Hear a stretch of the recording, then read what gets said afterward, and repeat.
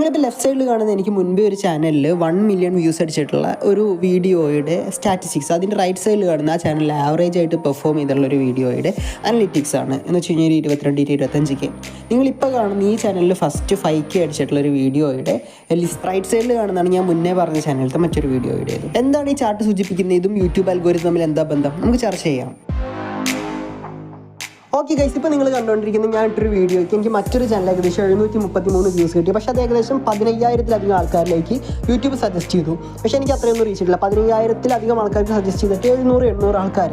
അത് അത്യാവശ്യം കുറവാണ് അല്ലേ? തീർച്ചയായും നിങ്ങൾക്ക് മനസ്സിലാവും, അത്യാവശ്യം കുറവാണ്. ഏകദേശം 1.07 ആണ് അതിൻ്റെ ആ ഒരു വീഡിയോ ആൾക്കാർ കണ്ടത്. ഗൗരി ലക്ഷ്മിയായിട്ട് റിലേറ്റ് ചെയ്ത് ആ ഒരു പാട്ടിൻ്റെ ഇഷ്യൂ വന്ന സമയത്ത് ഞാൻ ചെയ്തിട്ടുണ്ടായിരുന്ന വീഡിയോ ആണ്.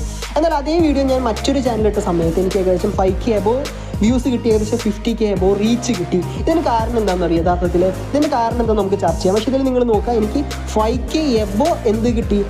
ഈ ഒരൊറ്റ വീഡിയോയ്ക്ക് റീച്ച് കിട്ടി. എനിക്ക് ഇത് കഴിഞ്ഞിട്ട് ഇപ്പോൾ ഈ ഒരു സാധനം കാണാൻ സാധിക്കും. ഏകദേശം 26K റീച്ച് കിട്ടിയിട്ടുള്ള മറ്റൊരു ചാനലിട്ട് വേറൊരു വീഡിയോ. ഈ ഒരു വീഡിയോയ്ക്ക് ഇത്ര റീച്ച് കിട്ടാൻ കാരണം എന്ന് പറഞ്ഞാൽ ഇതിൻ്റെ കണ്ടന്റ് ക്വാളിറ്റി തന്നുകൊണ്ട് മാത്രമാണ്. അതെങ്ങനെ മനസ്സിലായി എന്ന് വെച്ച് കഴിഞ്ഞാൽ നിങ്ങൾ ഇതിൻ്റെ വാച്ച് ടൈം ഒന്ന് നോക്കി നോക്കൂ. എത്ര നേരം ആൾക്കാർ ഇത് കണ്ടു എന്ന് നോക്കി നോക്കൂ. 2 മിനിറ്റ് 50 സെക്കൻഡ്. 5 മിനിറ്റ് വീഡിയോയിൽ 3 മിനിറ്റ് ആൾക്കാർ കാണാമെന്ന് പറഞ്ഞു കഴിഞ്ഞാൽ ചില്ലറ കാര്യമൊന്നുമല്ല, വളരെ നല്ലൊരു സ്റ്റാറ്റ്സ് ആണത്. സോ ഇപ്പം നിങ്ങൾ കരുതും, നിങ്ങൾ തുടക്കത്തിൽ സാധനം കണ്ടല്ലോ, 2 വീഡിയോയിൽ ഞാൻ സെയിം സാധനമാട്ടെ സെയിം കണ്ടന്റ് ആട്ടെ, എന്നിരുന്നാൽ കൂടെ 2 വീഡിയോ ഹിറ്റ് ചെയ്ത 2 രീതിക്കാണ്. ഒരു വീഡിയോയ്ക്ക് കിട്ടിയപ്പോൾ 733 വ്യൂസ് കിട്ടിയ സമയത്ത് ആ ഒരു സെയിം വീഡിയോ ഞാൻ ഒട്ടും സബ്സ്ക്രൈബേഴ്സ് ഇല്ലാത്ത മറ്റൊരു ചാനലിട്ടപ്പോൾ എനിക്ക് കിട്ടിയത് എത്രയാണ്? 5K above വ്യൂസാണ്. കാരണം എന്താ? യൂട്യൂബ് അൽഗോരിതം ശരിക്കും നിങ്ങൾ തേക്കുകയാണോ? ഓക്കെ, ഇവിടെ എന്താ സംഭവിച്ചതെന്ന് ഞാൻ പറഞ്ഞുതരാം. കാരണം ഫസ്റ്റ് ചാനലിൽ എനിക്ക് ഓൾറെഡി കുറച്ച് സബ്സ്ക്രൈബേഴ്സ് ഉണ്ടായിരുന്നു, എബോവ് 35K ആണെന്ന് തോന്നുന്നു ആ ചാനലിൽ. അപ്പോൾ അത്രയും സബ്സ്ക്രൈബേഴ്സ് അതിലുണ്ടായിരുന്നു. അതുകൊണ്ട് തന്നെ ഈ വീഡിയോ ഞാൻ അതിലിട്ട സമയത്ത് എന്തായി, വേണ്ട രീതിക്ക് ആൾക്കാരിലേക്ക് എത്തി. പക്ഷേ ആൾക്കാരത് മൈൻഡ് ചെയ്തില്ല. അപ്പോൾ ഫസ്റ്റ് എന്ന് വെച്ചാൽ കാരണം അതിലത്തെ സബ്സ്ക്രൈബേഴ്സിന് താല്പര്യം ആ വീഡിയോ അല്ല എന്നുള്ളതാണ്. ഞാൻ അങ്ങനെയല്ല ആ ചാനൽ ബിൽഡ് ചെയ്തിട്ടുള്ളത് എന്നുള്ളതാണ്. ആ ചാനൽ ബിൽഡ് ചെയ്ത അവരുടെ സബ്സ്ക്രൈബേഴ്സിൻ്റെ താല്പര്യം മറ്റൊന്നായിരുന്നു.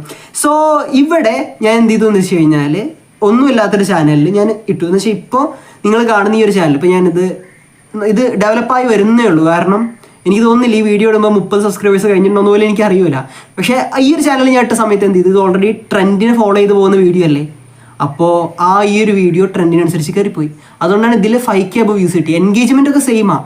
ആ ട്രെൻഡിൻ്റെ പുഷ് കാരണം മാത്രം. കാരണം അന്ന് ഒരുപാട് വൈറലായിട്ടുണ്ടായിരുന്ന ഒരുപാട് വിമർശനങ്ങൾ കേട്ടിരുന്ന ഒരു കൺസെപ്റ്റ് ആയിരുന്നു. അതുകൊണ്ട് തന്നെ ആ ഒരു ഇതിൽ കയറിപ്പോയതാണ്. അല്ലാണ്ട് ആ ഒരു കണ്ടന്റ് ക്വാളിറ്റി കൊണ്ടോ അതിൻ്റെ ഓഡിയൻസ് റിട്ടൻഷൻ കൊണ്ടൊന്നും കയറിപ്പോയതല്ല. നിങ്ങൾക്ക് അതിൻ്റെ ആ ഒരു ഓഡിയൻസ് റിട്ടൻഷൻ, ആ ടൈമൊക്കെ നോക്കിക്കഴിഞ്ഞാൽ മനസ്സിലാക്കാൻ സാധിക്കും അത്. സോ ട്രെൻഡിനെ ഫോളോ ചെയ്ത കാര്യമുണ്ടെന്ന് ഞാൻ കഴിഞ്ഞ വീഡിയോയിൽ നമുക്ക് ആ ഒരു എക്സാമ്പിൾ ഞാൻ കാണിച്ചു തന്നില്ലേ. എക്സാമ്പിൾ അല്ല, ഞാൻ ഒരു കാര്യം പറഞ്ഞു തന്നില്ലേ, 2 ടൈപ്പ് ചാനലുണ്ട് എന്നൊക്കെ പറഞ്ഞിട്ട്. സോ അതായിട്ട് നിങ്ങൾക്ക് ഇതിനെ ഒന്ന് റിലേറ്റ് ചെയ്ത് നോക്കാം. ഇതാണ് യൂട്യൂബിൻ്റെ ഒരു ബേസിക്സ് ആണ്. കാരണം നിങ്ങൾക്കൊരു ഫണ്ടമെൻ്റൽ സബ്സ്ക്രൈബേഴ്സ് ഉണ്ടെന്നുണ്ടെങ്കിൽ അവർക്ക് നിങ്ങളുടെ വീഡിയോ ആദ്യം കൊടുക്കും. അതിൽ നിങ്ങൾക്ക് ആ ഒരു വീഡിയോ കറക്റ്റായിട്ട് പെർഫോം ചെയ്യാൻ പറ്റിയില്ല എന്നുണ്ടെങ്കിൽ പിന്നെ അത് സജസ്റ്റ് ചെയ്യുന്നത് പയ്യെ കുറയ്ക്കാൻ തുടങ്ങുക എന്നുള്ളതാണ്. പക്ഷെ അതിൽ നല്ലവണ്ണം പെർഫോം ചെയ്യാൻ തുടങ്ങി ആ ഒരു ഇനീഷ്യൽ ബൂസ്റ്റ് ഇട്ടാണ് എപ്പോഴും ഈ ഒരു സബ്സ്ക്രൈബർ കൗണ്ട് നിങ്ങളെ ഹെൽപ്പ് ചെയ്യുക എന്നുള്ളതല്ല. വൈറലാവുന്നതും അല്ലെങ്കിൽ വ്യൂസ് കിട്ടും തമ്മിൽ ഈ സബ്സ്ക്രൈബർ കൗണ്ട് തമ്മിൽ യാതൊരു ബന്ധവുമില്ല. ബന്ധം വരുന്ന എപ്പോഴാണ്? ഈ ഫസ്റ്റ് നമ്മൾക്ക് ഈ വീഡിയോ ആർക്ക് കൊടുക്കുക? നമ്മുടെ സബ്സ്ക്രൈബേഴ്സിലേക്ക് കൊടുക്കുക. സോ നമ്മുടെ സബ്സ്ക്രൈബേഴ്സ് നമ്മൾ അത്ര ഇഷ്ടത്തോടു കൂടെ സബ്സ്ക്രൈബ് ചെയ്തിട്ടുള്ള ആൾക്കാരാണെന്നുണ്ടെങ്കിൽ ഈ വീഡിയോ കാണും. ഒബ്വിയസ്ലി എന്ത് കിട്ടും? നമുക്ക് ആ ഒരു വീഡിയോ കൂടുതൽ ആൾക്കാരിലേക്ക് എത്തും. അതാണ് സബ്സ്ക്രൈബേഴ്സ് കൊണ്ടുള്ള മെച്ചം എന്ന് പറയുന്നത്.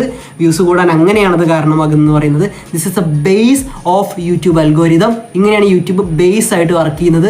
വേറൊരു സാധനം കൂടിയുണ്ട്, ഇപ്പോൾ പറഞ്ഞുതരാം. ഓക്കെ, ഇനി ഞാൻ നിങ്ങൾക്ക് പറഞ്ഞുതരാൻ പോകുന്നത് importance of tags, titles, description, തംബ്നെയിലിന്റെ പ്രത്യേകത. നമ്മൾ 1000 വീഡിയോസ് ഡെയിലി കാണുന്നുണ്ട്. അതിൽ എത്ര വീഡിയോ നമ്മൾ ക്ലിക്ക് ചെയ്യുന്നുണ്ട്? അങ്ങനെ ക്ലിക്ക് ചെയ്യുന്നുണ്ടെങ്കിൽ അതിന്റെ കാരണം എന്ന് പറയുന്നത് നമ്മൾ അവിടെ യൂസ് ചെയ്യുന്ന എന്താണ്? തംബ്നെയിലുകൾ തന്നെയാണ്. So no compromise in thumbnail. അതിനെതിരെ അഭിപ്രായം ഉണ്ടാവും എന്ന് എനിക്ക് തോന്നുന്നില്ല, എല്ലാവരും പറയുന്ന ഒരു കാര്യമാണ്. ഇതിനടുത്ത് ടൈറ്റിലും തംബ്നെയിലും പോലെ തന്നെ ഇമ്പോർട്ടൻ്റ് ആണെന്ന് എല്ലാവർക്കും അറിയാം. ഇനിയുള്ള 2 കാര്യങ്ങളാണ് ഞാൻ കൂടുതൽ ശ്രദ്ധ നിങ്ങളിലേക്ക് എത്തിക്കുവാൻ ആഗ്രഹിക്കുന്നത്. അത് എന്തൊക്കെയാണെന്ന് വെച്ച് കഴിഞ്ഞാൽ ഡിസ്ക്രിപ്ഷനും ടാഗ്സുമാണ്. നമുക്ക് വൈറലാകുന്ന ഡിസ്ക്രിപ്ഷനോ അല്ലെങ്കിൽ ടാഗ്സോ കീവേഡ്സോ ഒക്കെ യൂസ് ചെയ്തിട്ട് നമ്മുടെ വീഡിയോസ് കൂടുതൽ റീച്ച് എത്തിക്കാൻ പറ്റും. നമുക്കറിയാം എന്താണ് ടാഗ്സ്, എന്താണ് ഡിസ്ക്രിപ്ഷൻ എന്നുള്ളത്. യൂട്യൂബിൽ നിങ്ങളുടെ വീഡിയോനെ പറ്റി മനസ്സിലാക്കുവാൻ നിങ്ങൾ കൊടുക്കുന്ന സാധനമാണ് ഈ ടാഗ്സും അതേപോലെ തന്നെ ഡിസ്ക്രിപ്ഷനും എന്ന് പറയുന്നത്. സോ നിങ്ങൾ മനസ്സിലാക്കേണ്ടതെന്ന് വെച്ച് കഴിഞ്ഞാൽ നിങ്ങൾക്ക് വൈറലാകാൻ സാധ്യതയുള്ള ഇപ്പോൾ റെലവൻ്റ് ആയിട്ട് നടക്കുന്ന കണ്ടന്റ്സ്, ടോപ്പിക്സ് ഒക്കെ എടുത്തു കഴിഞ്ഞാൽ തീർച്ചയായിട്ടും എന്ത് ചെയ്യാൻ പറ്റും? ഈ ഒരു രീതിക്ക് നിങ്ങളുടെ ചാനൽ അല്ലെങ്കിൽ നിങ്ങളുടെ ആ ഒരു വീഡിയോ റീച്ച് എത്തിക്കാൻ പറ്റും. പക്ഷെ ഇതിൻ്റെ അർത്ഥം ഒരുപാട് പേരിലേക്ക് എത്തി എന്നുള്ളത് മാത്രം, അവരത് കണ്ടു എന്നുള്ളതല്ല. ഞാൻ നേരത്തെ കാണിച്ചു തന്നാണല്ലോ എന്താ റീച്ച്, എത്ര പേര് കാണുന്നുണ്ട് എന്നതിലുള്ളത്. സോ അതിൽ എത്ര പേര് കാണുന്നുണ്ട് എന്നുള്ളത് നമ്മൾ നോക്കിക്കഴിഞ്ഞാൽ ചിലപ്പോൾ മേ ബി ഭയങ്കര കുറവായിരിക്കും. കാരണം നമ്മൾ ഉദ്ദേശിക്കുന്ന ടാർഗറ്റഡ് ഓഡിയൻസിലേക്ക് ആയിരിക്കില്ല ആ വീഡിയോ എത്തുന്നത് എന്നുള്ളതാണ്. ടാർഗറ്റഡ് ഓഡിയൻസിലേക്ക് ഈ വീഡിയോ എത്തണം എന്നുണ്ടെങ്കിൽ എന്ത് ചെയ്യണം? നിങ്ങൾ പ്രോപ്പർ ആയിട്ടുള്ള നിങ്ങളുടെ വീഡിയോയുമായിട്ട് ഡയറക്റ്റ്ലി റിലേറ്റ് ചെയ്തിട്ടുള്ള ടാഗ്സ്, കീവേഡ്സ് മാത്രം യൂസ് ചെയ്യുക എന്നുള്ളതാണ്. ടാഗ്സ്, കീവേഡ്സ് നിങ്ങളുടെ വീഡിയോ ആയിട്ട് അത്രയും ഡയറക്റ്റ്ലി ബന്ധമുള്ളത് മാത്രം യൂസ് ചെയ്യുക. അങ്ങനെ ഇങ്ങനെ പ്രോപ്പർ ആയിട്ടുള്ള ഓഡിയൻസിലേക്ക് നിങ്ങളുടെ വീഡിയോ എത്തുന്നതാണ്. സോ അത് നിങ്ങൾ ശ്രദ്ധിക്കുമെന്ന് ഞാൻ പ്രതീക്ഷിക്കുന്നു. അതാണ് ഈ യൂട്യൂബിനെ പറ്റിയിട്ട് നമ്മൾ യൂട്യൂബിൽ വീഡിയോ ഇടുമ്പോൾ ശ്രദ്ധിക്കേണ്ട നമ്മൾ ചെയ്യുന്ന മണ്ടത്തരങ്ങളിലൊന്നെന്ന് പറയുന്നത് അതാണ്. ആവശ്യമില്ലാത്ത അനാവശ്യമായിട്ടുള്ള ടാഗ്സ് കൊടുത്തിട്ട് വീഡിയോ റീച്ച് എത്തിക്കും, പക്ഷെ ആരും കാണില്ല. So only focus on the targeted audience. ഒരൊറ്റ കാര്യം കൂടെ പറഞ്ഞിട്ട് ഞാൻ ഈ വീഡിയോ വൈൻഡ് അപ്പ് ചെയ്യാം. എന്ന് വെച്ച് കഴിഞ്ഞാൽ പ്രോപ്പറായിട്ട് ഫോളോ അപ്പ് ചെയ്യുക നിങ്ങളുടെ വീഡിയോസ് എന്നുള്ള. കാരണം നിങ്ങളുടെ വീഡിയോസ് നിങ്ങൾ പ്രോപ്പറായിട്ട് ഫോളോ അപ്പ് ചെയ്തില്ല എന്നുണ്ടെങ്കിൽ നിങ്ങൾക്ക് ആ വീഡിയോ എങ്ങനെ പെർഫോം ചെയ്യുന്നതെന്ന് മനസ്സിലാക്കാൻ പറ്റില്ല. ആ വീഡിയോ എത്ര പേരിലേക്ക് എത്തിയെന്ന് അറിയാൻ പറ്റില്ല. ഞാൻ നിങ്ങൾക്ക് തുടക്കത്തിൽ കുറച്ച് ടാബ്സ് കാണിച്ചു തന്നുവല്ലോ. ഞാൻ കുറച്ച് ഇത് ഇങ്ങനെ എത്രയാണെന്നൊക്കെ പറഞ്ഞിട്ട് അതെങ്ങനെയാണെന്ന് വെച്ച് കഴിഞ്ഞാൽ നമുക്ക് ക്രോമിൽ യൂട്യൂബിന്റെ ഡെസ്ക്ടോപ്പ് മോഡിൽ പോയി കഴിഞ്ഞാൽ ഈ ടാബ്സ് കിട്ടും. അല്ലെങ്കിൽ നിങ്ങൾക്ക് യൂട്യൂബ് സ്റ്റുഡിയോയിൽ പോയി കഴിഞ്ഞാൽ ഡീറ്റെയിൽസ് ഒക്കെ കിട്ടും. അപ്പോൾ നിങ്ങൾ എന്ത് ചെയ്യുക? യൂട്യൂബ് സ്റ്റുഡിയോ വെച്ചാൽ ആപ്ലിക്കേഷൻ അറിയാത്തവർക്ക് വേണ്ടി പറഞ്ഞ കേട്ടോ.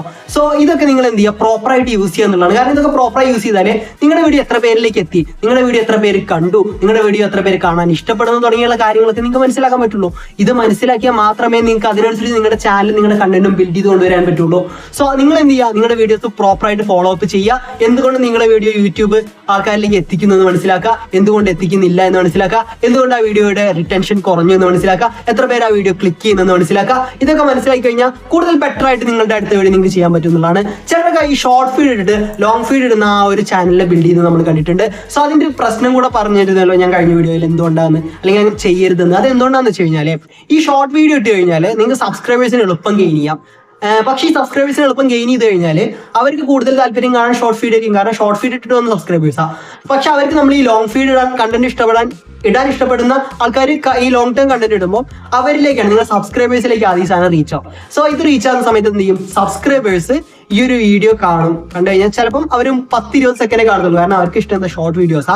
അല്ലാന്നുണ്ടെങ്കിൽ ചിലർ കാണാനേ പോയില്ല. സോ നിങ്ങൾ എത്ര നല്ല തമ്മിൽ ഉണ്ടാക്കിയാലും എത്ര നല്ല രീതിക്ക് വീഡിയോ ചെയ്തിട്ടും അവിടെ കാര്യമില്ല എന്നുള്ളതാണ്. സോ നിങ്ങൾ എന്ത് ചെയ്യാം? നിങ്ങൾ ലോങ് ടൈം കണ്ടന്റ് ഇടാൻ താല്പര്യമുള്ള ഒരാളാണെന്നുണ്ടെങ്കിൽ ലോങ് ടൈം കണ്ടന്റ് ഇട്ട് തന്നെ ചാനൽ ബിൽഡ് ചെയ്യുക. നിങ്ങൾക്ക് ഷോർട്സ് യൂസ് ചെയ്യാം. എങ്ങനെയാന്ന് വെച്ച് കഴിഞ്ഞാൽ ഷോർട്സ് വെച്ചിട്ട് നിങ്ങൾക്ക് നിങ്ങളുടെ ഈ ലോങ് ടൈം കണ്ടന്റിനെ പുഷ് ചെയ്യാം. ഈ ലോങ് ടൈം കണ്ടന്റുമായിട്ട് റിലേറ്റ് ചെയ്തിട്ടുള്ള ഷോർട്ട് ഇടുക. എന്നിട്ട് അടിയിൽ നിങ്ങളുടെ ലോങ് ടൈം കണ്ടന്റ് കൊടുക്കുക, അല്ലെങ്കിൽ അതിനെ റിലേറ്റ് ചെയ്ത് കൊടുക്കുക. റിലേറ്റഡ് വീഡിയോ എന്ന് പറഞ്ഞിട്ട് ഓപ്ഷൻ ഉണ്ട് ഇപ്പോൾ.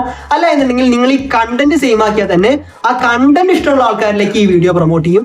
അപ്പൊ അവരിത് കാണാനുള്ള ചാൻസ് കുറച്ചുകൂടെ കൂടുതൽ എന്നുള്ളതാണ്. സോ അങ്ങനെ നിങ്ങൾക്ക് കണ്ടന്റ് വെച്ചിട്ട് ഷോർട്സ് വഴി നിങ്ങളുടെ ചാനലിനെ പുഷ് ചെയ്യാൻ നല്ലാണ്ട് ഒരിക്കലും മറ്റേ ഷോർട്സ് വെച്ചിട്ട് ഒരു ചാനൽ ബിൽഡ് ചെയ്താൽ ലോങ് ടേം കണ്ടന്റ് ഇടാന്നുള്ള രീതിക്ക് നിൽക്കരുത്. അതൊരു മണ്ടത്തരമാണ്. സോ അത് എന്തുകൊണ്ടാന്ന് മനസ്സിലായി കാണുമല്ലോ. പക്ഷെ ഷോർട്സ് ഇട്ടിട്ട് എങ്ങനെ എളുപ്പം സബ്സ്ക്രൈബേഴ്സിന് ഗെയിൻ ചെയ്യാന്നറിയോ?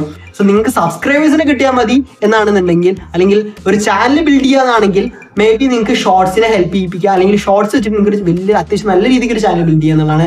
അതിൽ നിന്ന് അത്യാവശ്യം ഏർണിങ്സും കിട്ടും എന്നുള്ളതാണ്. ഏർണിങ്സ് വെച്ച് കഴിഞ്ഞാൽ നമ്മുടെ ലോങ് ടൈം കണ്ടന്റ് ഇടുന്ന പോലെ കിട്ടില്ലെങ്കിലും അത്യാവശ്യം കുഴപ്പമില്ലാണ്ട് കിട്ടും എന്നുള്ളതാണ്. അത് എങ്ങനെയെന്ന് ഞാൻ അടുത്ത വീഡിയോയിൽ പറഞ്ഞുതരാം. എങ്ങനെ നമുക്ക് ഷോർട്സ് വെച്ചിട്ട് സബ്സ്ക്രൈബേഴ്സിനെ ഗെയിൻ ചെയ്യാന്ന് പറഞ്ഞുതരാം. എങ്ങനെ ഷോർട്സ് പ്രോപ്പറായിട്ട് യൂസ് ചെയ്യാന്ന് പറഞ്ഞുതരാം. അതുവരെയും സൈനിങ് ഔട്ട്. Bye bye.